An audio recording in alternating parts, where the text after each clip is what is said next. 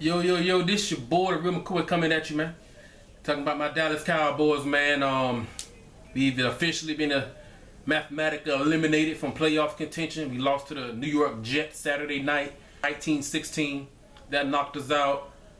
We've played 4 quarterbacks in one season, starting with Tony Romo, then Brandon Weeden, and Matt Castle got benched for Kellen Moore.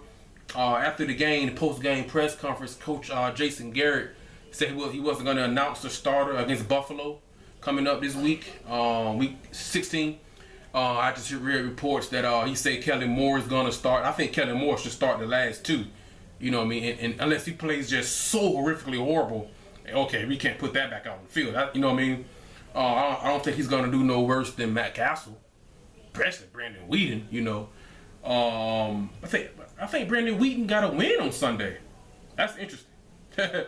Anyway, so what I did, I was like, man, we're eliminated.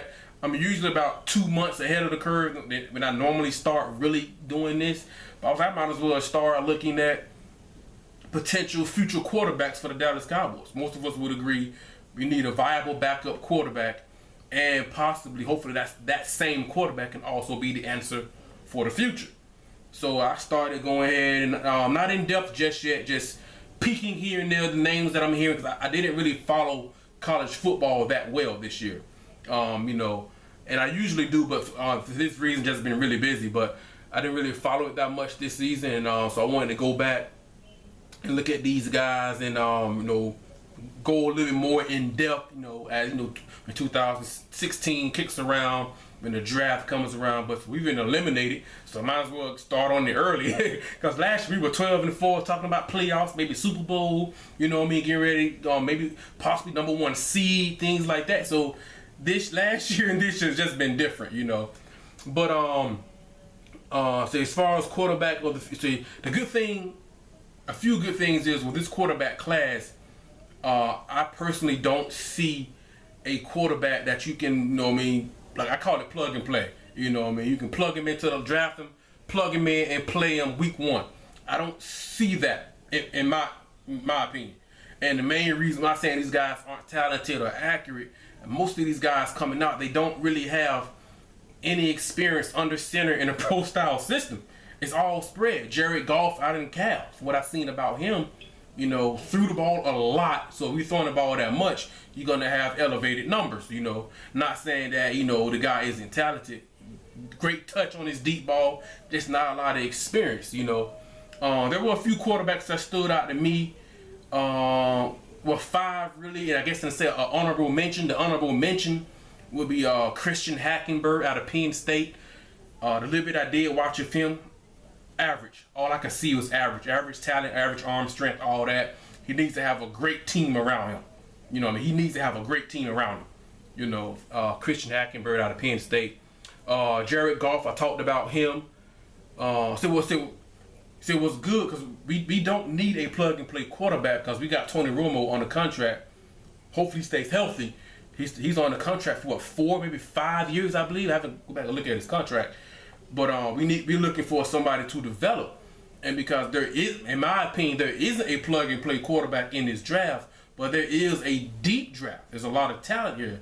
And that's good because the same guy, that quarterback might get drafted, say, late in the first round, it wouldn't be that huge of a drop-off, in my opinion, by the quarterback that gets drafted early 3rd round, late 2nd. It wouldn't be that significant of a drop-off, in my opinion. You know, they're really even. You know, last year's draft, it was Marcus Mariota, Jameis Winston, you know, and it's kind of everybody else. Well, this particular class is kind of like an everybody else type of class. A lot of these guys are kind of even. You know, Paxton Lynch in Memphis, 6'7", like 245, big guy. You know what I mean? But now a lot of these guys are coming out of, you know, this spread system. But the 5 guys that stood out to me: Jared Goff at Cal, Paxton Lynch at Memphis, his size, man. Cody Kessler at USC, Baker Mayfield at OU, Oklahoma Sooners. I think he's still playing on a football playoff. So the bowl games are still going on in college football. And a guy who went to a small school, who some may or may not know, but he stood out to me because I think he has the highest. He's a raw prospect, But I also think out of all the guys I just named, he has the highest ceiling, and that's Carson Wentz at North Dakota State University. Small school, so he wasn't playing against top-notch competition. I think he broke his wrist this year too. If I saw that correctly, I believe that was Carson Wentz out of North Dakota State University. Big kid, about 6'5", about 230, 235, something like that. But in 2014, North Dakota State did go on the road, I think against Iowa State, and they got the W. But he's got a big arm, man. Carson Wentz got a big arm, kind of like a Matthew Stafford. Instead of having an arm, they got a cannon. You know what I'm saying? But touch and accuracy needs hurt, especially on the deep ball. The little bit I did see of Wentz, I saw them play one time. Well, I think it was 2000. It may have been an Iowa State game, and his deep ball, he's overthrowing a lot of receivers, and I would prefer him to overthrow than underthrow, where the corner can pick it or the safety can come over and pick it, things like that. But he has the highest. He intrigues me the most out of all of these guys. Like I said, we're looking for a development quarterback. So what we do, if we were to bring him in under Tony Romo, work on his deep ball accuracy, he can make all the throws. The guy's got a big arm, good athlete, no doubt about it. Things like that. If we can develop him, he could be something there. Yeah, he intrigues me. He intrigues me the most because I think he has the highest ceiling. See, Carson Wentz, North Dakota State University. I think he has the highest ceiling. But he's a raw prospect, man. You know what I mean? But I'm gonna start looking at these guys more in depth.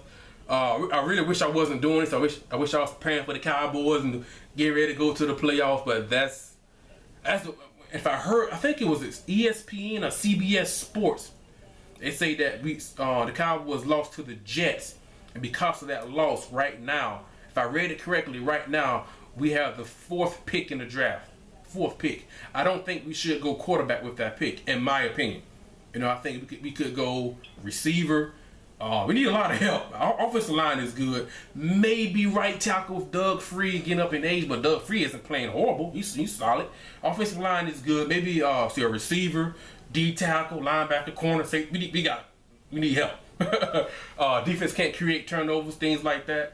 But anyway, man, if I read it correctly, we got the 4th pick as of right now. But yeah, you got Kelly Moore. Could he be the long-term answer? I don't think so. I believe Jamil Showers, he's still on the roster. Raw athlete, things like that. He could be. I heard Johnny Manziel, Johnny Football, his name came up as far as rumors coming to the Cowboys. I heard RG3, his name came up. You know what I mean? So when you're losing like that, you hear a lot of rumors. You hear a lot of things.